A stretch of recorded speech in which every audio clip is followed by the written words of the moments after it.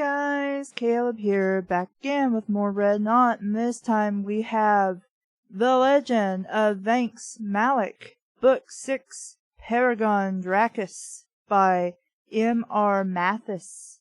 If I can get my hands on the first 3 books in the series, I will do that, so that way we can have the whole thing looked at, and all those good things. So, the cover to this one would be rather awesome, being a green background with, I guess, the moon rising. And there's this awesome looking blue dragon here in the middle. And it's like sitting on an obelisk looking thing in the sea. However, the proportions look weird on this dragon. What it's supposed to be doing is perched on this obelisk thing. And the front paws totally look like it. It looks awesome. The back looks straight rather than the dragon has his butt tilted to one side so that he actually looks like he's sitting on this thing as opposed to just pasted in front of it. Whoever does the covers for these, I don't know if it's the same person or not, but it's like if I was drawing something and like I had a good idea of how to paint and how to draw, but my perspective was wonky. And that's kind of what it looks like here. Otherwise, it's a nice looking cover. I think the only other thing I would change, aside from making the perspective a bit more accurate, is I'd make the dragon bigger on the cover. So that way he filled up all this empty space. And it really wouldn't obscure anything because of the way his wings are. And again, I have no summary of what this book is about, but considering the end of the last book, basically they were attacked by dragons and dudes, and they made them go away. Some main characters died, and now they were going to go and do stuff to try and find this guy who was poking holes in these guys' faces to daze them. Chapter 1. An old barrel keg underneath a tree is where you ought to look if you want to find me. Paragon Cobbles. In a matter of days, the situation on Paragon Isle grew worse than Vanks or any of his companions could possibly imagine. It seemed that the Heart Tree and even Orden were no longer in danger, though. The Paragon fighters had lesser worms who were still dazed, had gone from their continent completely, and showed no intention of returning. The Paragon fighters and lesser worms who were still dazed had gone from their continent completely, and showed no intention of returning. Ziesel and his green dragon, a female drake he called Kassie, K-E-L-S-E, I never did figure out how to pronounce that, had just returned from scouting the situation firsthand. Vanks was grinding his jaws in anticipation of what his Zathran friend would report. The information he had tortured out of the Paragon wizard, whom Sissy was feeding on down in the dungeon, was only slightly helpful. They needed an edge, and he was hoping to gain one this evening.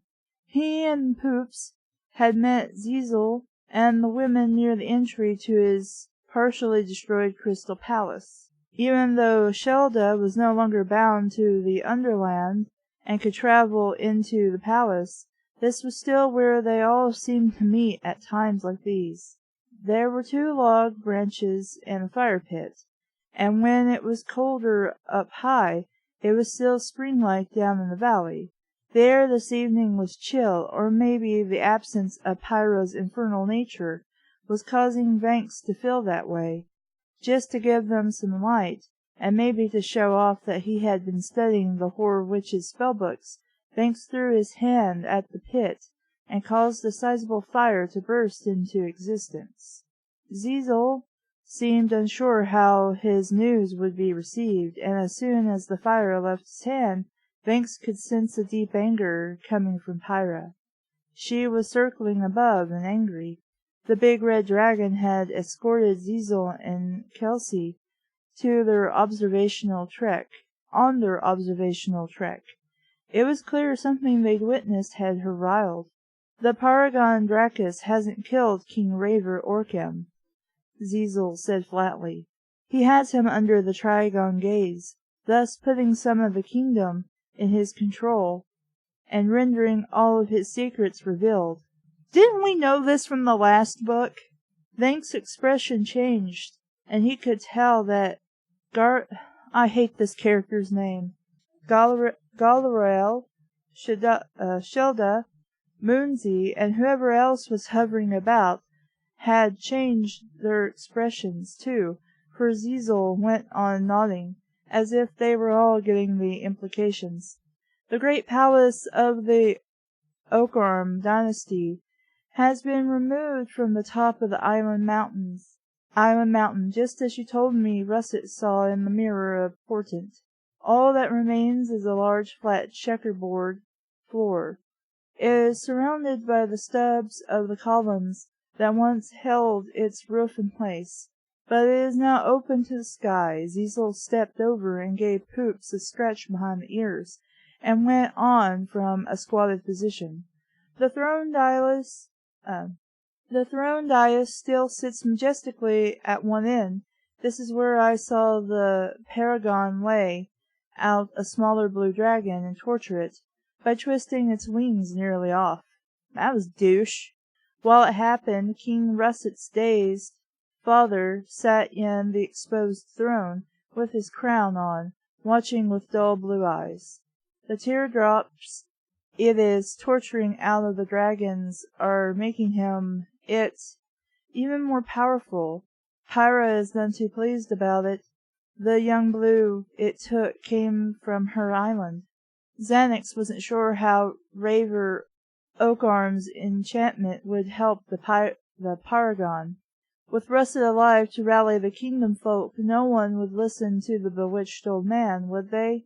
Well, it depends on how much they believe the prince isn't simply feuding with the king and trying to start a civil war.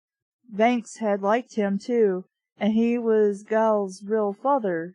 The prince or the king? We didn't transition well, which meant she might need him to keep it together. In dragon form, if that's what you could call it, the Paragon Dracus was a huge blue beast with twin rows of deadly sharp ivory spikes running down its length. Its head was lion-like, and a little human, with a mane of smaller spikes with two larger ones spiraling out, just like a devil goat, because there are such things as devil goats. It was just as big as Pyra, but Vanks supposed that since it could change into human form, it could assume the form of anything it wanted.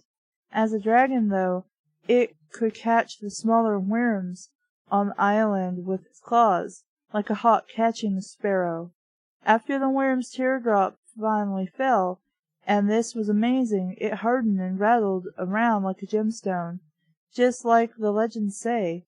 The Paragon grabbed it and swallowed it, as if it were fresh bread before a starving man. Ziesel told Vanks this part later, when they were alone and making preparations for the coming hunt. Then the Paragon shifted forms, its wings became elongated arms, and it picked up its trident and jabbed the blue dragon with it. The dragon shivered and roared. Ziesel went on in a hushed tone.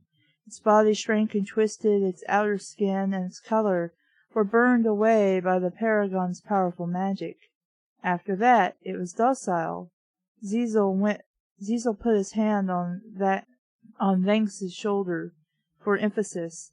Then he gave the worm to King Okarm, and ordered him and his remaining wizard to go find and kill its git. Kill his git? What does that mean? Use words that make sense. Did you warn Russet? Vanks asked, wondering why Ziesel hadn't told him this stuff when he first arrived back from his reconnaissance mission. I did, Ziesel nodded. He and his men are still in Orden.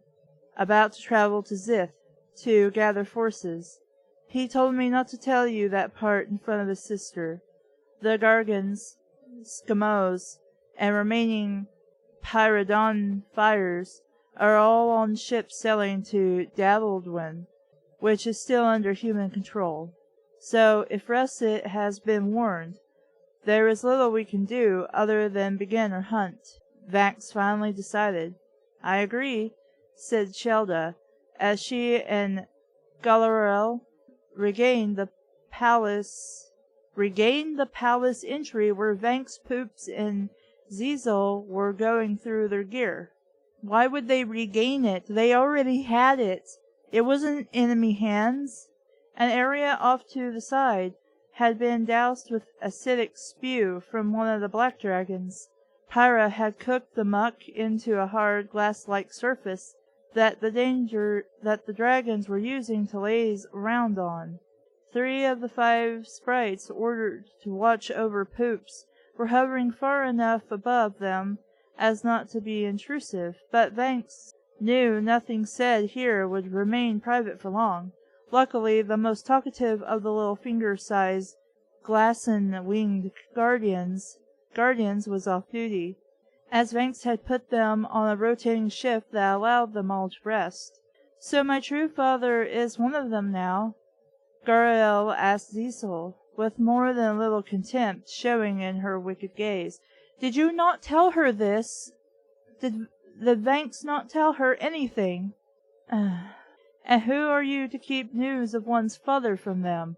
I am his Git too. Do you not think that matters? His Git. Okay, so that means spawn, or children, or lineage. Mention this, or just use normal words. Who says I am his Git? You could have said I am his seed, and I would have understood perfectly. It wouldn't have made any sense, but I would know what that means. Do you not think that matters? Zizel looked at Vanks, then Shelda's angry stare. I only kept that part from you because Russet asked it of me. And yet you didn't. She overheard it anyway, so you failed at that job, so there was no point to keep it from her anyway. I won't keep anything from you again. He shrugged. He also said your mother is still alive, and barred away deeply in her stronghold. That part I wasn't supposed to tell Vanks, only you. Zizel grinned at Gal, which again, if you're going to use nicknames, you need to express that she's also known Gal, because saying her whole name is difficult for some people, or it's too long, or whatever. Don't just start calling people by nicknames, otherwise I have to assume it's a completely different person. And then at all of them. Why is that, I wonder? Vanks almost laughed, but the anger in Pyra was finding him again, and as was Sir Pipsalot's angst. Shelda and Zizel loaded their gear onto the persons, for neither dragon would agree to being saddled. Vanks, however, threw a rope around the spinal plate that protruded from Pyra's back before the gap where he and Galarel would sit. So wait, I thought you said she was flying around in the air above y'all. How is she suddenly there now? After tying the rope snug, he hung various packs and bundles from it. He then tied on a padded leather cushion in a way that made a perfect saddle for the 2 of them. I was scouting Pydron's Isle, Zizel shrugged at Shelda's questioning look. I didn't have time to fashion us a rig. Besides, that is to keep mighty Pyra's infernal heat from blistering their asses. Oh, so now we're using asses instead of arse as we go. Kelsey here is a much more comfortable ride. Yeah, Shelda grinned at that, and they mounted the long green Wyrm. Once Vanks had Gal situated, he slid down and knelt before his familiar. More than that, Poops was his pup, and his pup was worried about him badly. Shouldn't it be terribly? He wondered why Moonsey wasn't saying goodbye to Shelda, but here she came, all dizzy-eyed and grinning. He looked at Shelda and decided they'd been at it before Shelda had returned. "'Kay. I didn't need to know that. but thanks for sharing, I guess. Moonsey was love-drunk, but she found Poops and hugged him, as she blew Shelda a kiss and waved. I will be back before you know it, Vanks told the dog through the common link all wizards share with their familiars. He scratched Poop's ears in his favorite spot.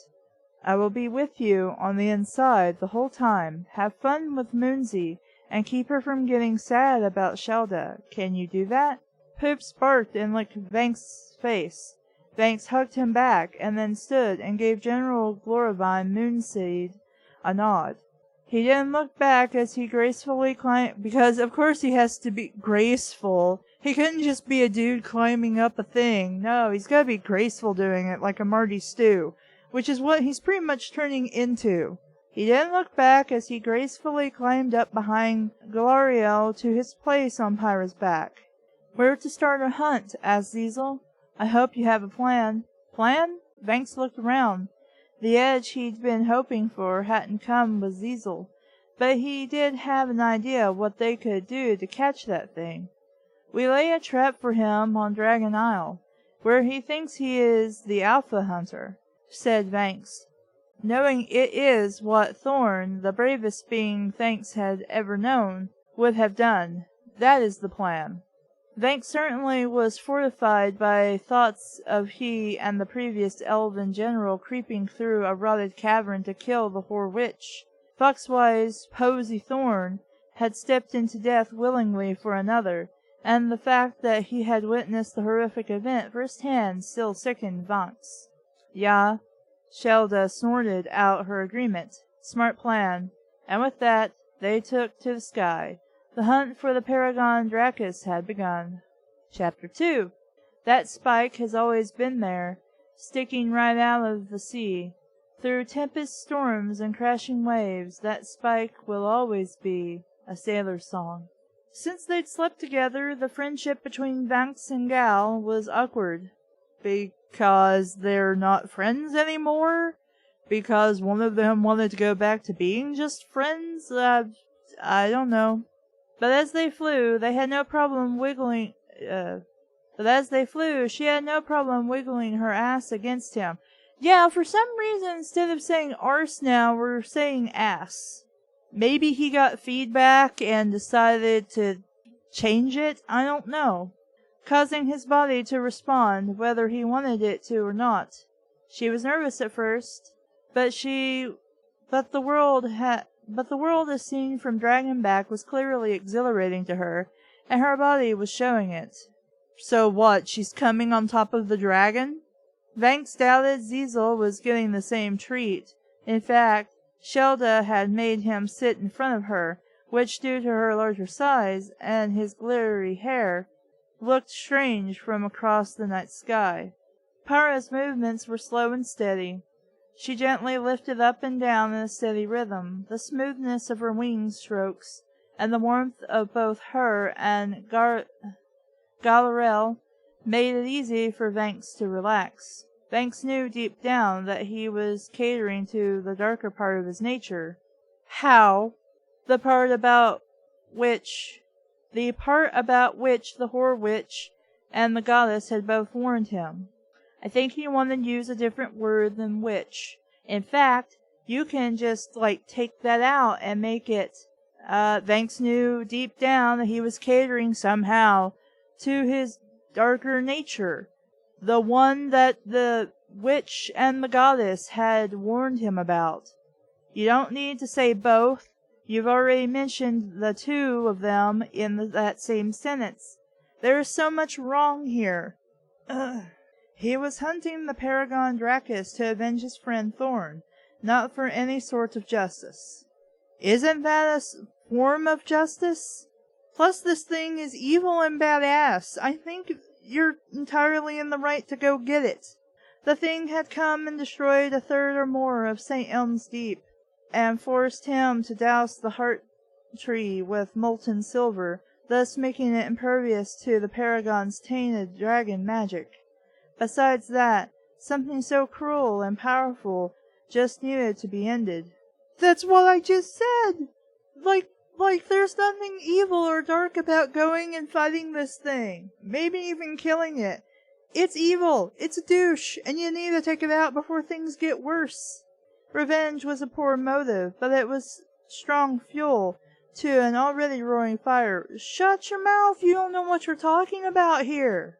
Banks was only worried that if all the Paragon needed to grow more powerful was dragons to torment, then they might be in trouble. Pyra's island was infested with them.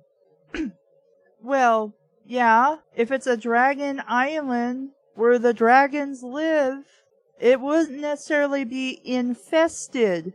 That's the word you use for something unwanted, not creatures that call that place home.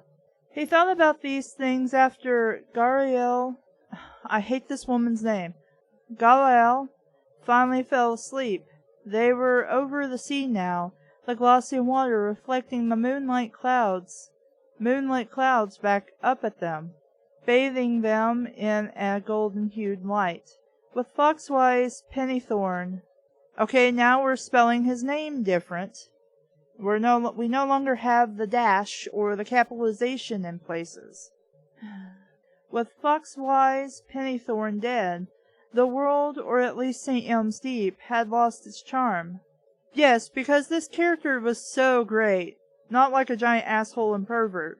The last thing Banks would ever want to do was replace the horror witch as some sort of power in the north.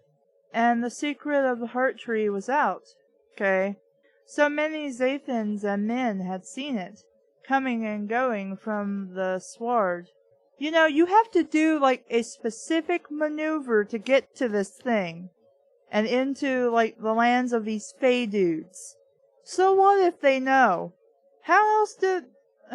Whatever, I'm not even gonna bother because the story can't even keep up with itself. Coming and going from the sward, that expecting it and its wondrous inhabitants to remain a secret was foolish.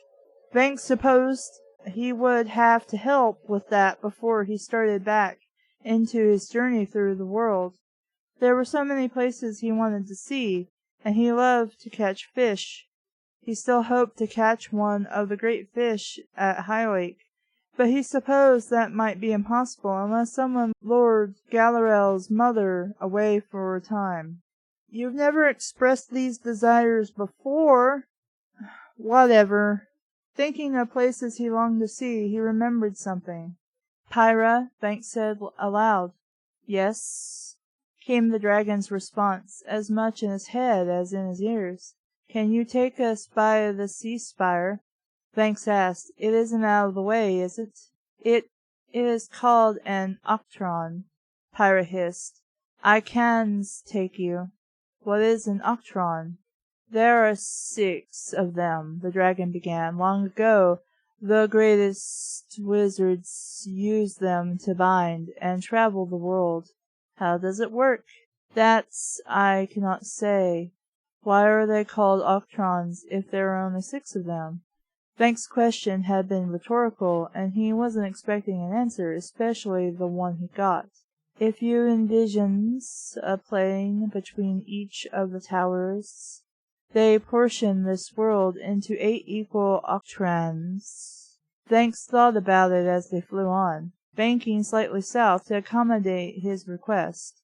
The 6 octrons were probably spaced evenly around the globe.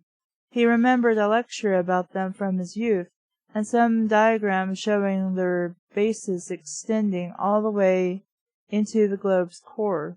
But it was vague. The Zythan lesson masters had called the octron the sea spire, and had no idea what purpose it had. The idea that great wizards once used them intrigued Banks. He was glad when dawn broke the golden night into morning and he saw the sea spire, or octon, in the distance. Why are we coming here? Zizel called over. I just wanted to look around, Banks called back. Me too, Galarel agreed. I've never seen it before. I've never even heard of such a thing, Shelda said, and Banks heard Zizel go into the lecture he couldn't remember.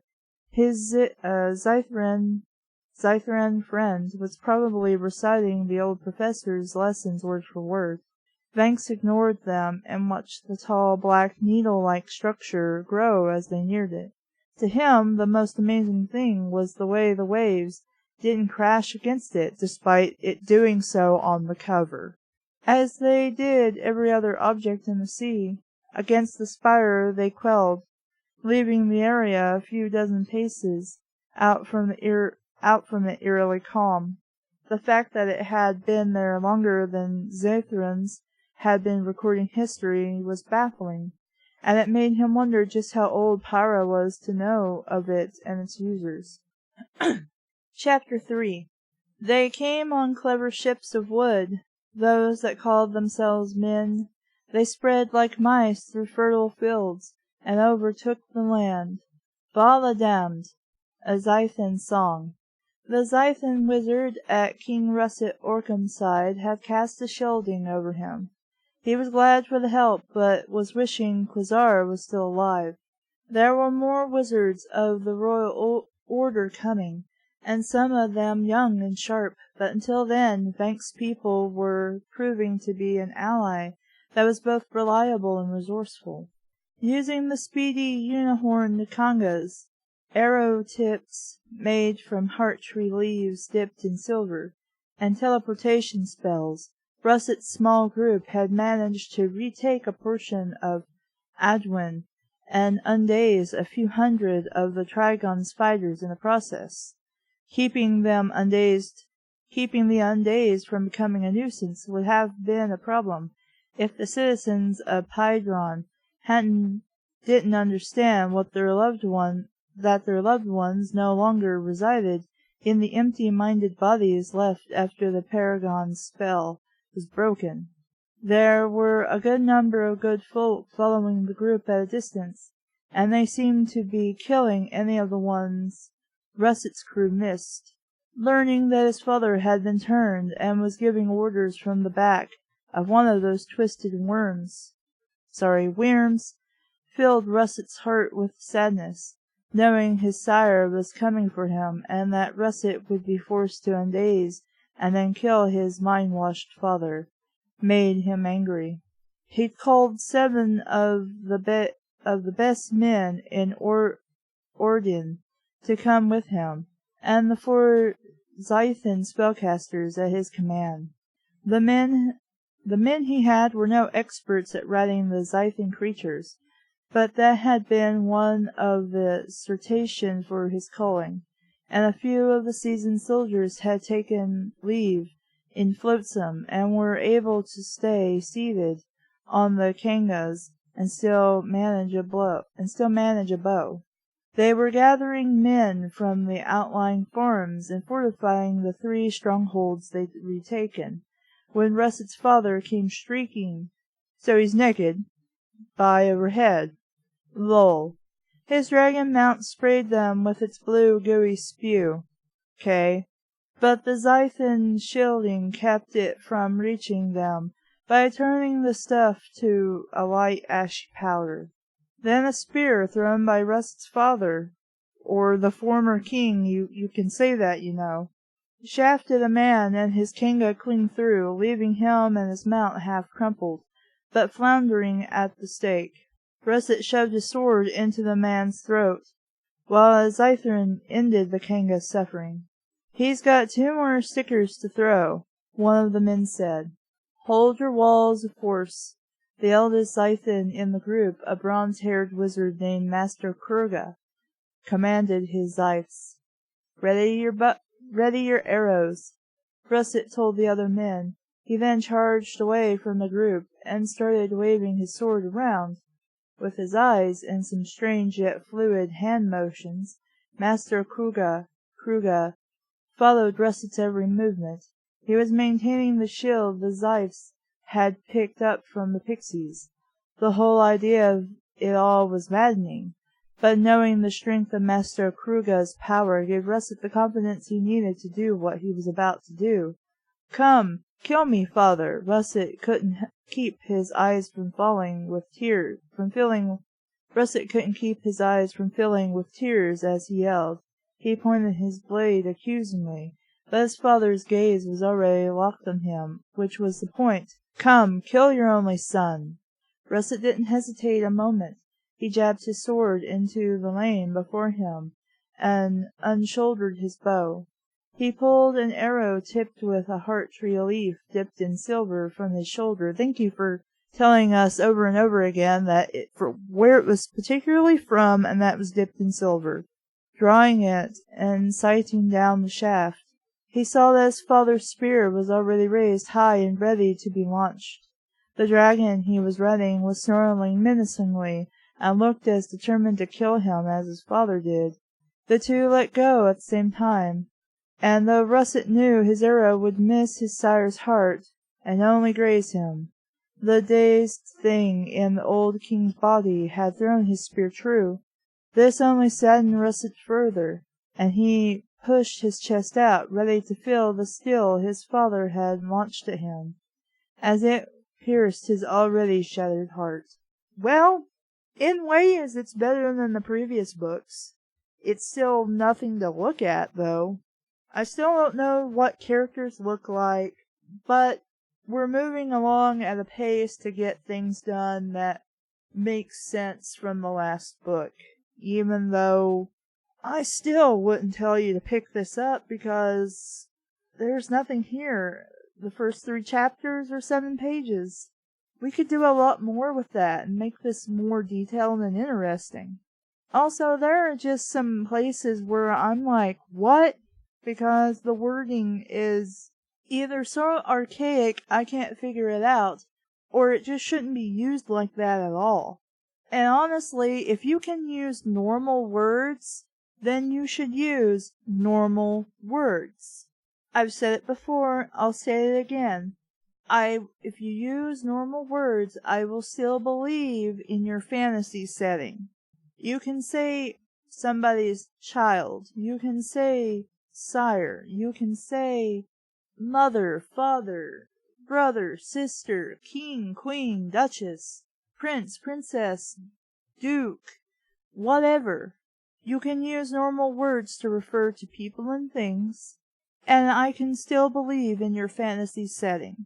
If at any time I get confused, or your words don't make any sense, then you lose me. And I can't believe in your fantasy setting, because you've instantly made me leave it. The characters are still bland. There's still really no character to them. There's no character. Here's some words and a name to go with it isn't good enough. I need to know, what does she look like? I know from the last book she used to have blonde hair, but now Gloriel, or however I say her name, has black hair. In the first story, you didn't really know what she transformed into. And then in the second book, she was more of like a panther thing, and then that was all I got about her. She's got dark hair and she's a panther thing now. Okay, what does she look like normally? Well, she's a woman. I get that. What does she look like? Does she have a heart-shaped face? Does she have little eyes? Is her nose big? Does she have red lips? Does she wear makeup, or does she prefer to go without? How is she dressed?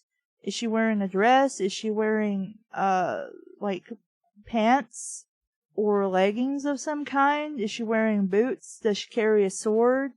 Who knows? No, we don't know. We haven't been told. I don't even know what the main character looks like. Except that he's a dude. He's apparently some kind of bard turned into a wizard. That's all I know about him. Oh, and apparently he can climb gracefully. Bullshit. If you're climbing your ass up a rope, you're not graceful. There is no graceful going up a rope. I mean, maybe you can look pretty once you get on the dragon, but graceful? Nah. The other thing that really throws me is the fact that we have changed some things, like the spelling of certain character names, and the change from using arse to ass. It's once you start establishing a world, even if it's annoying and stupid, and you come to realize this, you should stick with it. Say I didn't know what the word bumblebee meant. That I didn't know it was some kind of animal. So I used it as a swear word. You, bumblebee! It sounds stupid, but if I'm going to use it as a swear word once, then I should just keep using it. And be like, look guys, I didn't know, but I've already established it, so I'm just gonna go with it. When somebody talks about bumblebees, they have a very nasty mouth. Just saying, that's canon now. And that's kind of the same thing here. If you establish the characters using the word arse as opposed to ass, then just stick with arse. Otherwise, it looks weird. And being ebooks, I mean, I don't know if any of these are published in paperback or hardback or not, but being ebooks, you know, going through each of these stories and just quickly fixing them in some regards and unifying them more wouldn't be too hard. I mean, I know it can be done because I've had stories that updated to fix errors and I've had to re-download them. That aside, all the things that I've had issues with in the previous books, I have issue with here. It does seem to me that the author probably has had critique in the past, and that the story structure does seem better, and that we are using normal words mostly, but it's still written in a way where I have to stop and stutter and restart and think about it sometimes.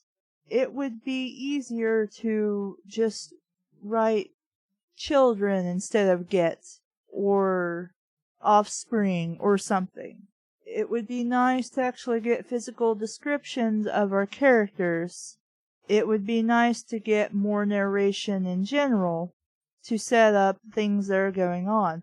It's okay to have this be more as something to read in one sitting and just go. But if I'm going to immerse myself in a fantasy world, I want to know more about it as each book goes. Again, every book is somebody's first, and you have to establish the setting every single time. And you have to establish it well enough that it feels real and it's in the person's mind, because right now I'm just going off what I've read so far, and the world hasn't really been established as anything other than a place I wouldn't want to exist in. As well as an 8-year-old's fantasy of talking about shitting mushrooms and pissing rainbows. And calling people a turd when they're helping you. Also, can we get away from the sex stuff? Like, just looking at a woman apparently gets the main character hard. I don't need to know this. I'm not reading these books for that. I thought these would be interesting fantasy stories. They haven't been so far. That being said, pass up these books. You're not missing anything. So, I'm Caleb, and this has been Read Not. Thank you for listening. Bye!